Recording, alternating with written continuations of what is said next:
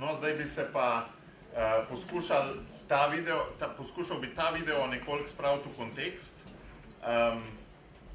tega našega projekta EPAS in pa tudi svojega prvega predavanja na prvem seminarju, ki sem ga imel tako lani kot letos o aktivni družbeni participaciji. Namreč največ virov in ovir je pri dijakih in vprašanje, kako v dogodek vplesti dijake tudi, je tudi eno ključnih vprašanj. In na prvem seminarju, na tistem predavanju, sem postavil tezo, da zakaj se sploh lotevamo projekta Šola ambasadorke Evropskega parlamenta, je na tak način, da je to zato, ker verjamemo, da če bodo dijaki participirali v projektu, bojo s tem razvijali spretnosti, ki jim bojo omogočale na podoben način participirati tudi v družbi. Torej, da participacija dijakov v tem projektu spodbuja tudi participacijo v družbi in da je zato smiselno, če že imamo projekt, ki skuša krepiti družbeno participacijo dijakov, to na nek način vaditi v tem peskovniku, v tem projektu. Potem smo se tudi sprašvali, ali je možno imeti kakšen meter, kakšno merilo za družbeno participacijo in sem predstavil lestvico ravni družbene participacije. Vse to boste seveda dobili tudi v gradivu za drugi seminar. In ta lestvica, jih je več, ampak konkretno tale ima 8 stopenj, od manipulacije pa do državljanskega nadzora in velja tako za družbeno participacijo, torej v družbi, kako se počutimo državljani v odnosu do vladajočih. Po drugi strani je pa to lahko tudi lestvica, ki jo lahko apliciramo na projekt Šola ambasadorke Evropskega parlamenta. Torej, ali bojo dijaki s tem projektom samo manipulirani in daleč od resnice in od tega, da bi prevzeli lastništvo, ali bodo imeli nekako oni nadzor nad tem projektom. In tukaj se gibljamo nekje vmes ponavadi. Kako zviševati participacijo, smo rekli na prvem seminarju, da je ključno dialoško učenje in dialoška priprava dogodkov, torej, da ni učitelj vir znanja in učenci tisti, ki morajo to znanje požreti, ampak da je dialoško učenje tisto, v katerem vsak postane učitelj in vsak postane učenec in da za razliko od te leve scene, ko jaz vem in ti ne veš, skupaj konstruirava znanje in skupen konstrukt, ki ga skupaj narediva, je potem boljši. Vloga učitelja za to, da se to lahko zgodi, seveda ni učitelj v tistem izvornem pomenu besede, torej tisti, ki uči, ampak tisti, ki je mentor, svetovalec, katalizator in ne zgolj vir znanja. Torej, kako to doseči, je pa seveda večno vprašanje. Za €1 milijon, tako kot vprašanje. Ne vem, na Socialni akademiji se sicer ne ukvarjamo toliko velik delež z šolstvom, ampak bolj z neformalnim izobraževanjem in 80% vseh vprašanj, ki so pri udeležencih, se ponavadi veže na motivacijo. Se pravi, bi jih lahko prevedel na vprašanje, kako motivirati tega ali onega. In če bi znali to vprašanje razrešiti, bi znali razrešiti praktično vsa vprašanja. In tega vprašanja k sreči ne znamo razrešiti, zato ker ima vsak človek svoje človekovo dostojanstvo in ga ne moramo mi motivirati, ampak se lahko samo sam. Zdaj, ideal organiziranja takega javnega dogodka v okviru Šole ambasadorke Evropskega parlamenta je seveda ta, da imamo kompetenten in zagnan tim dijakov, ki čuti lastništvo nad idejo, ki sanja o tem, da bi lahko spremenil svet na bolje in zato pripravi tak dogodek, mi jih pa pri tem pač samo podpiramo. Od tega ideala smo najverjetneje daleč, tudi jaz, ki se imam za mladinskega delavca, ki delam v neformalnih okoljih z mladimi, kjer prihajajo prostovoljno, pa še vedno se to zelo redko zgodi, ampak so vedno neke ovire za to. Zato se mora najbrž mentor pri projektu Šola ambasadorke Evropskega parlamenta pozicionirati v ta tim ali pa izven tega tima dijakov. In tehtati, če je na levi strani recimo, da sem jaz del tima, na desni je pa, da nisem del tima, ki pripravlja dogodek, je potrebno tehtati, koliko naj bom del tima, koliko se naj pa načrtno postavim izven tega tima in bom samo nek zunanji mentor oziroma zunanji spremljevalec. Tukaj je zelo težko zasesti oziroma se umestiti na pravi način. Kajti po eni strani vse meri kakovost teh dogodkov, kjer je najbrž smiselno, da sem zelo zraven, po drugi strani se pa meri aktivna participacija dijakov, kjer je smiselno, da sem čim manj zraven. In kako na tej tehnici zdaj zasesti pravo mesto, je tista umetnost, ki je seveda ni enotnega recepta, ampak gre za situacijsko vodenje. Vsi poznamo razvoj skupin, dinamiko skupine. V prvi fazi skupina mogoče še veliko bolj so vsak zase, če niso povezani, moram biti še bolj angažiran, potem pride vmes mogoče kakšna faza, ko so zelo zagnani, pa mi je v bistvu bolje, da mi ni zraven, potem na koncu morda, ko se stvar zaključuje, se spet vse razpušča in je morda spet moj večji angažma, spet bolj na mestu in tako naprej. Torej, ta tehnica ni nagnjena vedno na isto stran, ampak se malo tudi nagiba najbrž. Zdaj, kaj je ta idealen tim? Kakšen je ta idealen tim dijakov? To je čist kratek skok v teorijo timskega dela, ki ste jo najdeli že najbrž pri izobraževanju učiteljev, pa če ste se za kakšne vodje usposabljali ali pa za management ali pa kakorkoli, bom čisto 7 slajdov pokazal malo kot ideja, kaj je dober tim. Najprej gre za eno posebno skupino ljudi, ki so se med seboj povezali na tak način, da med seboj tvorijo sinergijo, kar je najboljš pokazati za enačbo 1+1 je 3. Torej, kako bi moji dijaki, s katerimi to počnemo, med seboj ustvarjali to enačbo. Da vsak sam ne bi da bi bili skupaj zmožni dati več, z grdo angleško besedo, outcome-a, kot pa, če so vsak sam. Obstajajo tudi obratne enačbe, torej 1+1 je 1,5. Takrat, ko v timu tako težko delamo, da bi sami stvari hitrejš naredili. Ampak pri dobrem timu seveda velja enačba 1+1 je enako 3. Potem, zato, da se to lahko zgodi, ima v timu vsak svojo vlogo. Torej, vloge v timu nikoli niso enake med posamezniki in tudi obravnava se ljudi različno. Nekdo potrebuje malo več spremljanja, nekdo manj, nekdo več direktivnega sloga, nekdo manj. In tudi nekateri so boljši, kot smo prej videli v filmu, opremljanju prostora, drugi v moderiranju dogodka, tretji v promociji in tako naprej. Torej, vloge imamo tako funkcionalne, kot tudi timske. Funkcionalne v smislu, nekaterim dijakom bolj pašejo ene zadolžitve, drugim druge.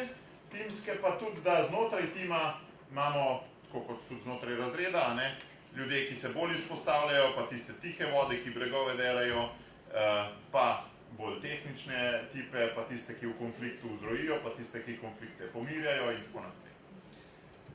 Potem tretja, prosta komunikacija. Torej, ustvarjati klimo zaupanja v takem timu, da bo komunikacija lahko tekla v vse smeri, če bi narisali komunikacijske tokove, da to ne bi bilo samo od enega na vse ostale, ali pa da bi bili nekateri izločeni, ampak da bojo v komunikacijskih tokovih vsi povezani in da bojo vse te puščice dvosmerne ali pa večsmerne. Četrta značilnost, spoštovanje osebnosti. Ustvarjalnost v timu, torej presežki se lahko zgodijo zgolj, če tisti človek, ki nam gre najbolj na živce, pa mi tudi mogoče njemu, vendarle ob meni dobi neko polno spoštovanje tudi njegove osebnosti. Seveda nekje gotovo so meje sodelovanja, treba je sklepati kompromise, ampak le če drugega spoštujemo v vsej njegovi ustvarjalnosti, saj poznate, imamo razne teorije timskih vlog in tiste teorije, kako drugega v bistvu zelo težko prenašamo, ampak ko daš kakšen tak tečaj skozi ali pa ko rešiš kakšen test, opaziš, a ja, seveda, ravno zaradi tega, ker je on tak, doprinaša v ta tim tisto, kar jaz nikoli ne morem doprinašati. In zato je zelo pomembno, da nekako cenimo vse te različnosti značajev. Nekaj drugega je pa seveda škodoželjnost ali pa to, to je pa popolnoma druga stvar. Neizrazito vodenje je, mislim, da je to 5. Značilnost tima, torej distributed leadership v angleščini oziroma porazdeljeno vodenje, pogosto tudi rečemo, ko se vodenje kot neka žoga malo podaja. Saj formalno ponavadi imamo enega vodjo tima, ampak meni se je zgodilo, recimo jaz zaradi svojih oči sem slab v kakšnih situacijah. In ko sem bil skavtski voditelj, za večino situacij sem bil dober, ampak ko smo šli pa v hribe, ko je bila najbolj nevarna situacija, so pa v bistvu mladi, torej mlajši od mene vodili skozi tiste hribe, skozi tiste nevarne situacije. To je tak primer porazdeljenega vodenja. Tudi če si formalno imenovan za voditelja in če si v večini situacij dovolj dober vodja, pridejo situacije, ko bo veliko bolje, da drugi prevzame vodenje, da drugi prevzame žogo za nekaj časa in potem ti jo spet nazaj poda. 6. Močna zavest skupnosti, torej odgovornost do nalog na podlagi tega, da čutimo kot eno, da imamo skupno identiteto. Zdaj, kako se ta identiteta ustvarja, seveda skozi čas, ne more biti to kar naenkrat.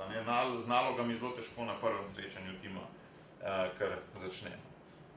In pa zadnja, zavezanost ciljem in nalogam in nalogi, torej, da v timu primarno nismo samo zaradi užitka, oziroma samo zato, ker svoje osebne probleme tam rešujemo, ampak je tim prišel do skupnega cilja in do skupne naloge, ki jo more nasloviti. In se potem, tako kot smo prej videli v tistem videu, ko je imel vsak svojo idejo za cilj dogodka, ampak so se potem združili v en cilj dogodka. Da to skonvergira v timu, je seveda tudi potrebno kar nekaj časa. Torej, oblikovanje tima vedno zahteva kar nekaj časa. In ravno zato smo ponavadi daleč od ideala, ker si za te stvari ne vzamemo časa in tudi realno to pravzaprav ni mogoče, ker imamo tudi druga področja življenja. In potem vedno krmarimo med tem, kar je možno in med tem, kar bi bilo idealno na nek način. Tule so te značilnosti še enkrat naštete. Zdaj, kako smo blizu ali pa daleč temu idealu, takemu timu dijakov, seveda že to, da dijaki prihajajo in odhajajo in da se ta tim menja, ali pa število dijakov, če je premajhno ali pa preveliko, vse to so skoraj nepremostljive ovire, da bi lahko se dober tim vzpostavil. Zdaj, dober timski vodja in seveda z njim tudi mentor, se zaveda, da bo tim deloval samo, če bodo izpolnjeni, če bo enako svojih misli posvetil vsakemu od teh treh oglišč tega trikotnika oziroma vsakemu od teh treh krogcev. In sicer gre za to 3P teorijo v angleščini, People, Process, Product, torej po slovensko ljudje, procesi in pa rezultat. In dober tim se zgodi takrat, kadar so te trije elementi v timu uravnoteženi. Kaj to pomeni? Recimo, če je tim preveč osredotočen v ljudi in premalo v procese in v rezultate, se zelo dobro imajo med seboj, se zelo zabavajo lahko, ampak nič ne dajo od sebe. In s časoma to, da nič ne dajo od sebe, se jim pozna tudi pri tem, da tudi ljudje niso več toliko radi skupaj in na koncu se spet še ta krogec zmanjša, ki je bil prej velik. Ali pa tudi, če je velika stopnja konfliktnosti v timu, smo preveč osredotočeni v ljudi, pa premalo v rezultate. Na drugi strani, če smo preveč v rezultate osredotočeni, je seveda spet problem. Forsiramo rezultate, vsi pregorevamo od dela, vsi delamo ogromno nadur, zdaj preznesmo to v kontekst EPAS, torej dijaki bi samo delali dogodek, bi garali za to, bi, zdaj govorim res ekstremne primere, bi pri drugih predmetih zaradi tega bili slabši in s časoma bi tudi tak tim razpadel, ker bi imel preveč pozornosti na rezultate. In pa procesi, tukaj imate najverjetneje kot učitelji že izkušnje, da če je preveč birokracije, je preveč v vašem poklicu, kaj se potem zgodi, če je ta krog preveč napihnjen, ostala dva se znižata, torej manj ste produktivni, če je preveč birokracije, in tudi vi se slabše počutite kot oseba.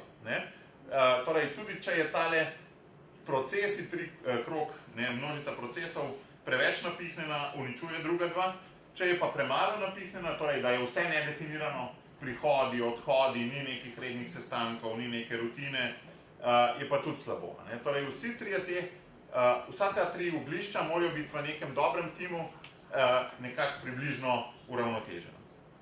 Zdaj pa bi si pogledali, kaj to pomeni, kaj vsak od teh krogcev pomeni za naš projekt. Pa bi se najprej ukvarjali z produktom, torej z izdelkom, torej s tem dogodkom.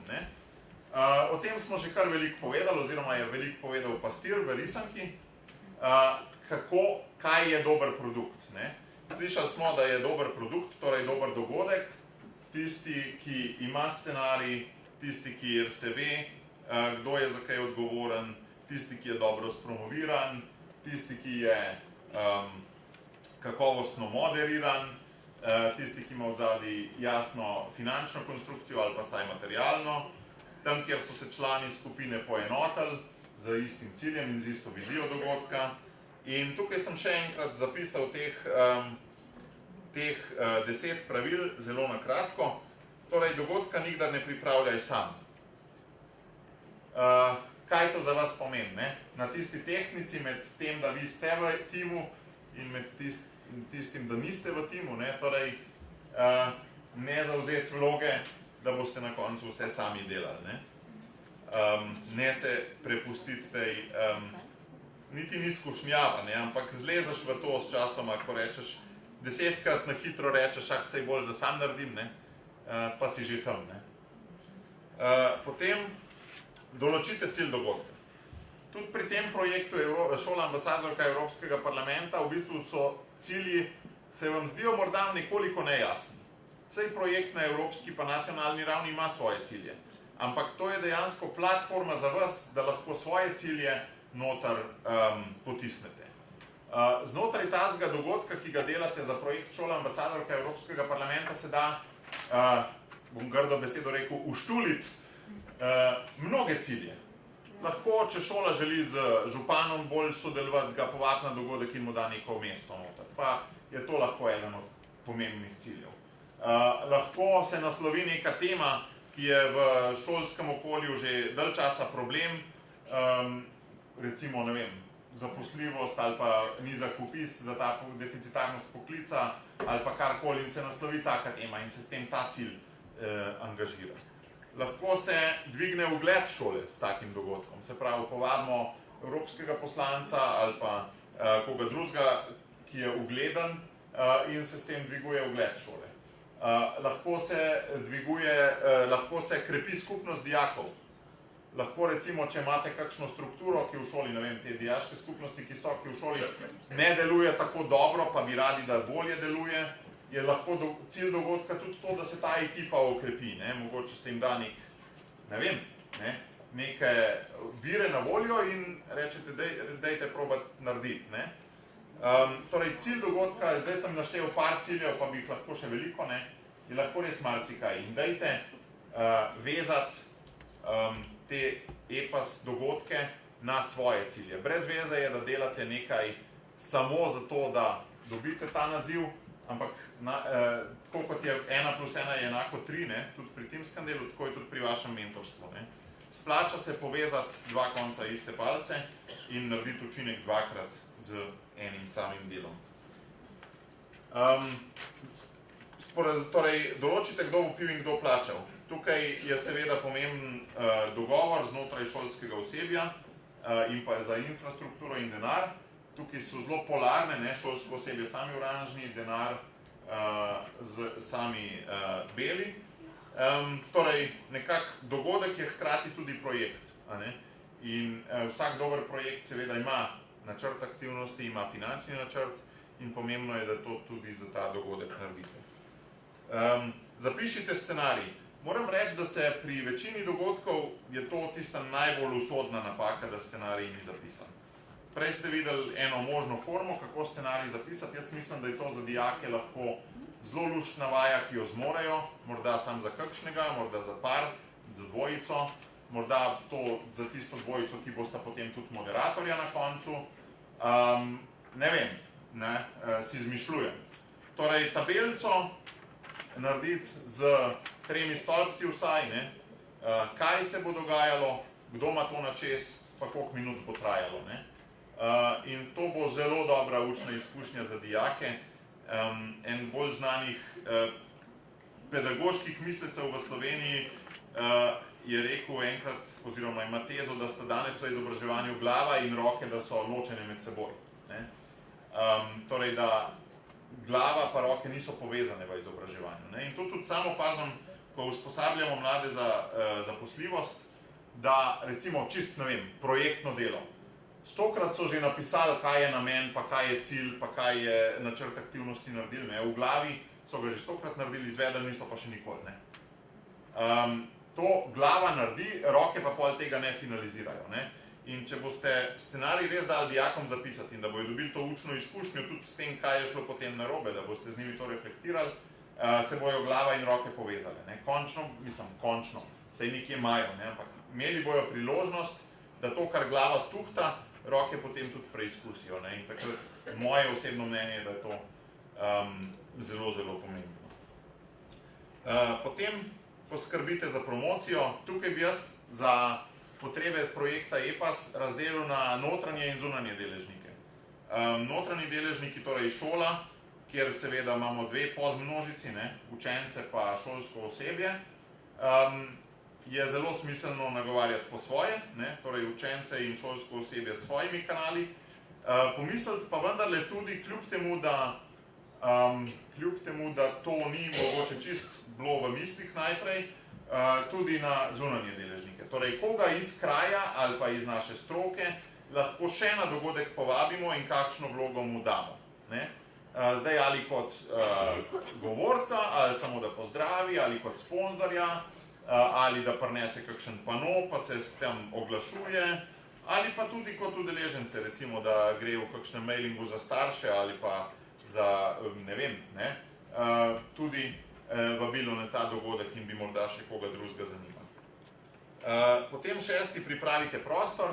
Tukaj je res idealna priložnost za tiste dijaki, ki so malo bolj kreativni, da jim tudi tako date vlogo. Ne vem, jaz sem bil tak malo bolj ozko gledajoč človek, ko sem bil dijak. In mene sicer ni potegnilo znotraj formalnega šolskega sistema, ampak v neformalnih aktivnostih v mladinskem delu.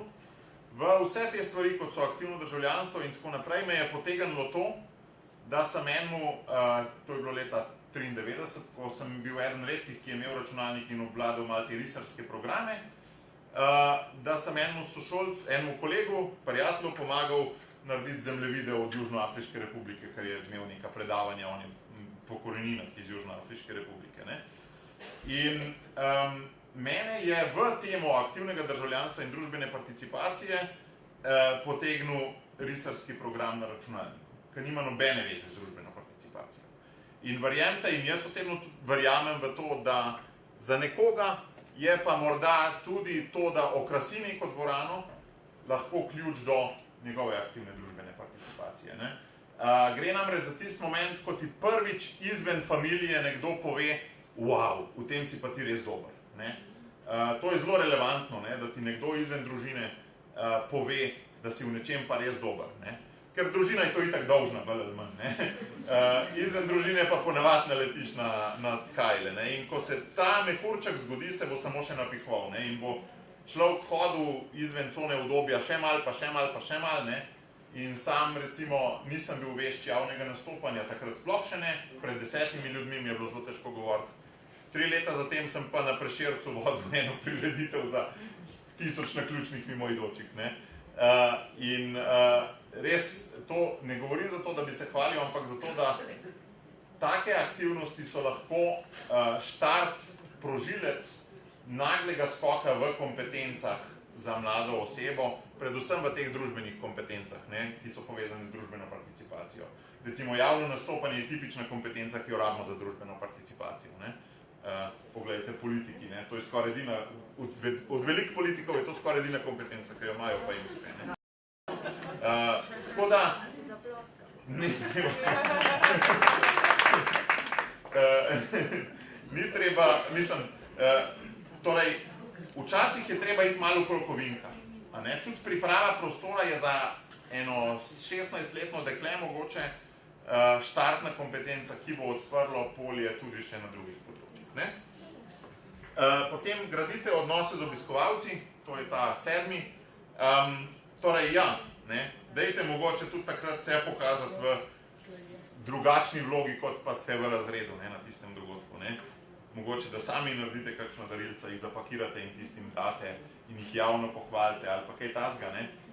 Sej verjamem, da če ste v tem projektu, da ste gotovo že po naravi taki, vsaj velika večina od vas, ampak dajte mogoče tukaj res te odnose, to je res priložnost, da se zgradijo tudi neformalni odnosi.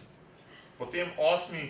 dokumentirajte dogajanje, tukaj brez veze takaj govorim, ker to pa je ena stvar, ki jo tudi projekt od vas zahteva, tako da tukaj, če vam jaz, lahko bi vam marsikaj lepega povedal, tako kot je že pastir, če ne boste takoj, ne boste nikoli, ampak tukaj vas bo itak, če vas korenček ne bo prijel, vas bo pa palca, ker tukaj projekt pač to zahteva.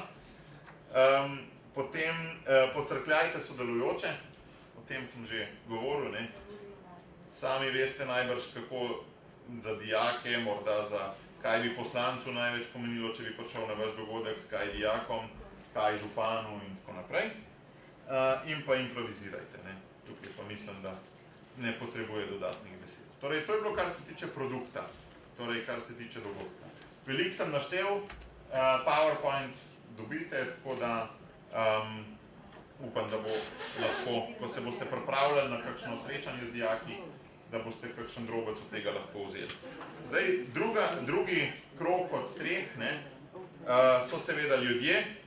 O timskem delu sem že veliko povedal, teh 7 značilnosti tima, torej kako narediti, da se bojo ljudje ob tem tudi dobro počutili, da bojo člani ekipe, ki uživa, ki ima skupen cilj, kjer so konflikti sredstvo za napredovanje, ne pa ovira.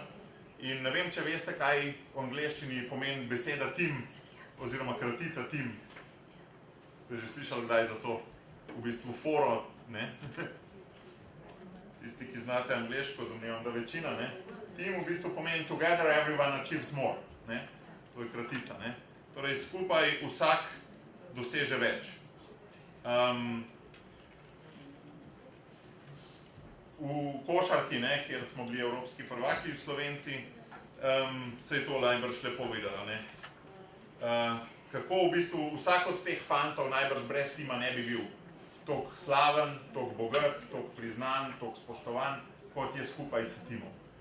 Torej, tim mi omogoča, da tudi jaz osebno brez tima zrastem. In to je tista prava motivacija za ta krogec ljudje. To je tisto, ta glavno, kar od tima dobim. Zdaj, ena schema timskega dela, če jo obrazložim tukaj, v štartu timskega dela moram biti pozoren na naloge, torej, da se definirajo naloge.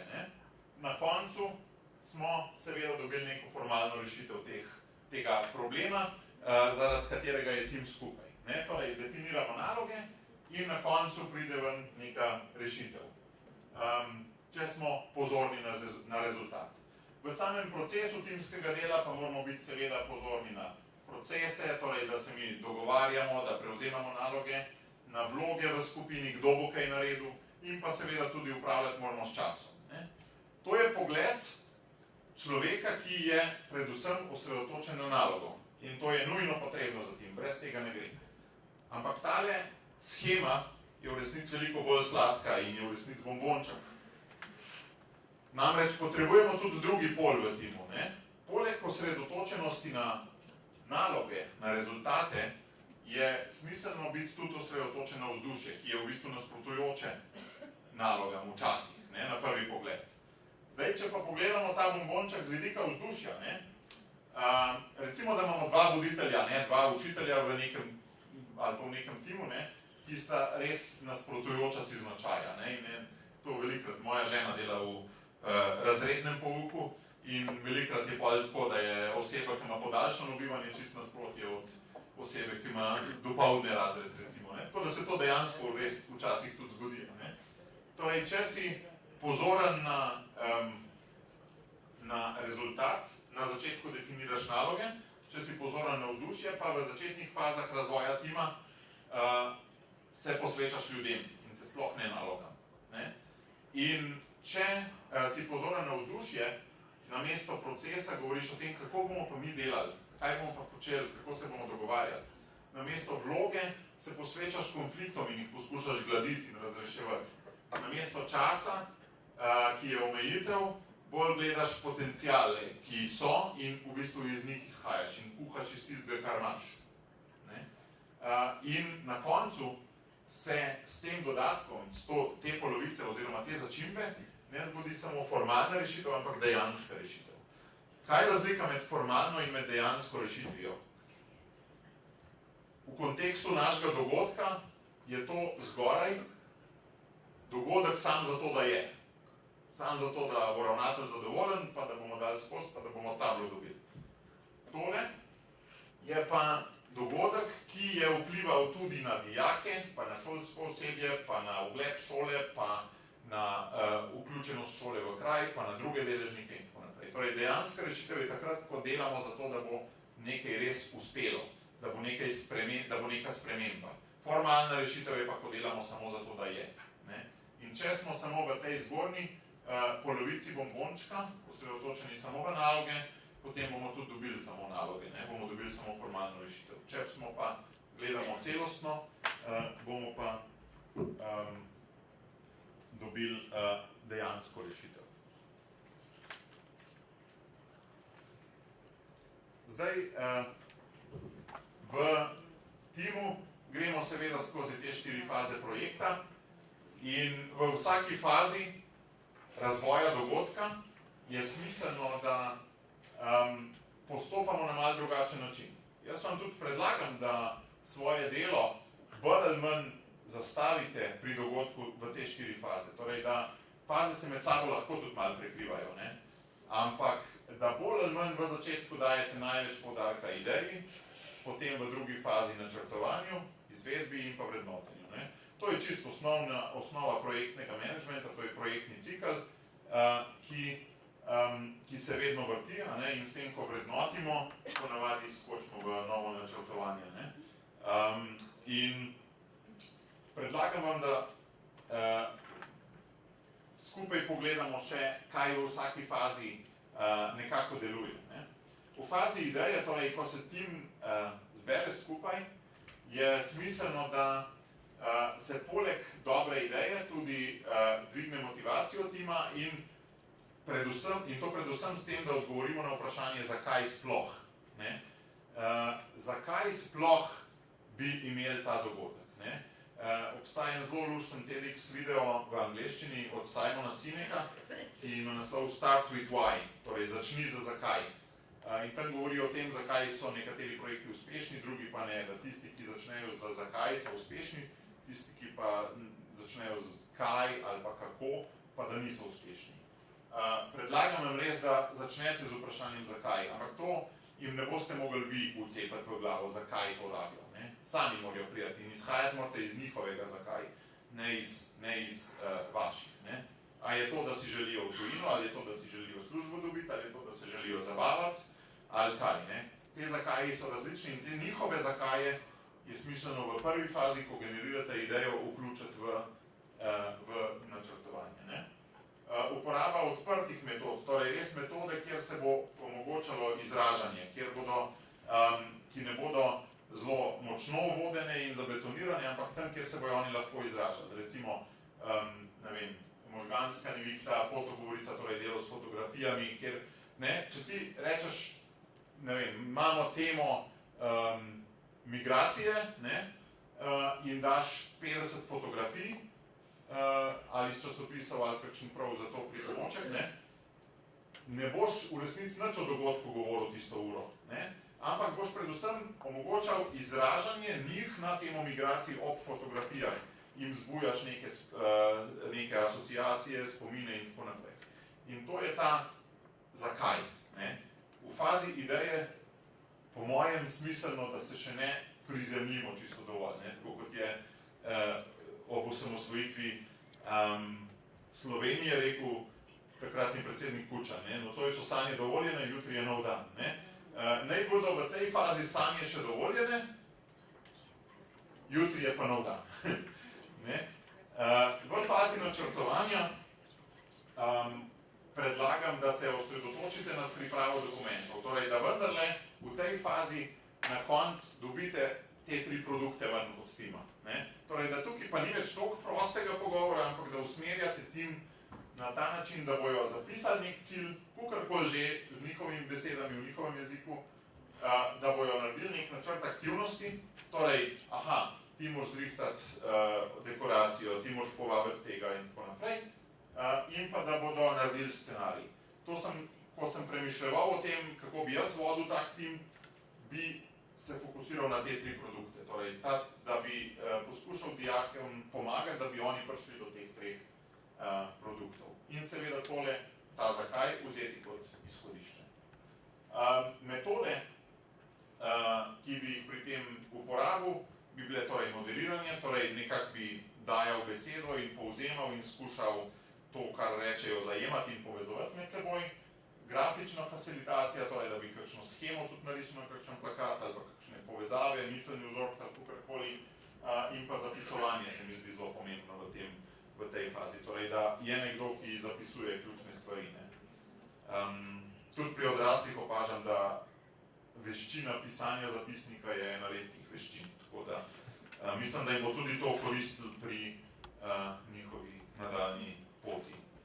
V fazi izvedbe predlagam, da sprotno spremljamo aktivnosti in odreagiramo še preden je vse že zafrknjeno.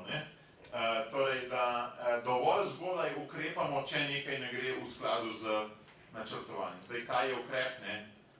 Ali rab posebej dodatno mentorstvo, ali rab dodatno ukrepitev, ali dodatno pomoč, ali samo spodbudo, ali je res ni ta oseba za to nalogo, morda smiselno, da presojamo. Razreševanje morebitnih konfliktov. Zakaj sem to tukaj napisal? Zato, ker se ravno v tej fazi konflikti najpogosteje pojavljajo, tisti najhujši, ko je akcija, takrat, v prvi pa drugi fazi so konflikti lahko, ker jih lahko s pogovorom veliko lažje razrešimo. V fazi izvedbe je pa akcija, takrat pa ne moramo hitro razreševati konflikte. In pa prilagajanje oziroma improviziranje, vendar prava mera. Sprotna refleksija, mentorstvo 1 na 1, se mi zdi, da v tej fazi nekako najbolj primerni metodi. In pa zadnja faza vrednotenja, ki se pogosto pozablja, se mi zdi, da je smiselno, tole sem pa malo, slajd se mi je ponovil. Torej, v fazi vrednotenja se mi zdi pomembno, torej ne glede tega, kar je na slajdu, v fazi vrednotenja se mi zdi najbolj pomembno to, da se dobimo, da pogledamo ponovno nazaj tiste 3 dokumente in tisti naš zakaj, in ne vrednotimo samo, kako je bila stvar izvedena. Ja, super je bilo, pa velikih je prišlo, pa zelo smešen je bilo tist, ampak se vrnemo tudi v fazo načrtovanja in ideje. Torej, poglejmo scenarij, a je šlo vse tako, ali bi bilo itak bolj drugače zastaviti, poglejmo cilje, poglejmo načrt aktivnosti in pa poglejmo ta naš zakaj. A smo ta zakaj kaj dosegali ali ne. Tako, zdaj pa še zadnji krogec, zelo, zelo kratek, procesi. Glavni proces, ki se dogaja pri taki stvari, je seveda učenje z delom. Tega tudi edinega želim danes omeniti. Torej, učenje z delom kot tisto, kar povezuje roke in glavo. Učenje je stvar glave ponavadi, delo je stvar rok ponavadi, simbolno govorim, drugače je to veliko bolj kompleksna stvar.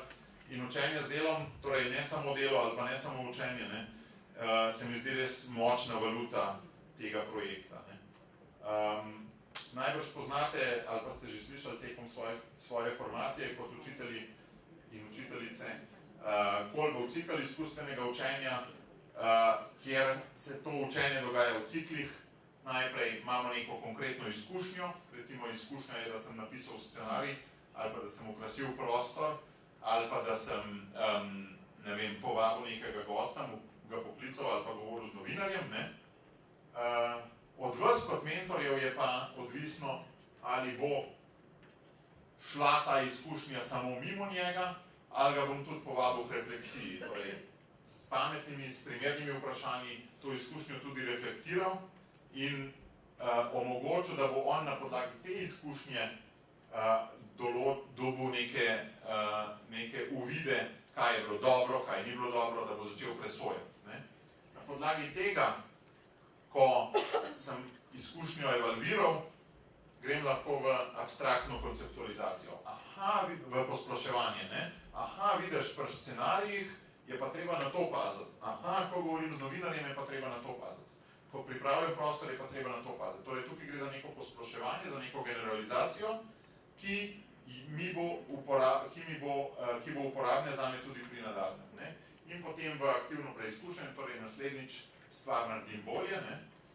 Preizkušam, kako bi pa bilo drugače in to mi spet potem da nove izkušnje, ne? Na nek način Kolbov cikl sugerira, da ne samo delamo, ampak to, kar naredimo, reflektiramo in poskušamo tudi konceptualizirati, se pogovarjati tako, da nekaj od tega ven potegnemo, neka pravila in z novimi zakonitostmi, ki smo jih spoznali, tudi delujemo v naslednjem ciklu. Bonus paket, ki ga boste imeli za doma, so pa tudi formati dogodkov. Malo sem zapisal, katere formate bi lahko imeli v okviru projekta EPAS. Okrogle mize, simulacije, usposabljanja, promocije, kulturni dogodki, športni dogodki, služenje bližnjemu, torej neko prostovoljno delo za otroke, ostarele, ko se je že lani pojavljalo, recimo, tiste pravljice, brali pa to eni. Poti, tabori, ekskurzije, študijski krožki, ulično delo. To so vse možni formati, ki sem jih za vas malo nabrainstormal. Žal za njih nimamo časa, da bi se z njimi več ukvarjali, ampak se bomo še kdaj skupaj, pa tudi za doma boste to gradivo dobili. Hvala lepa.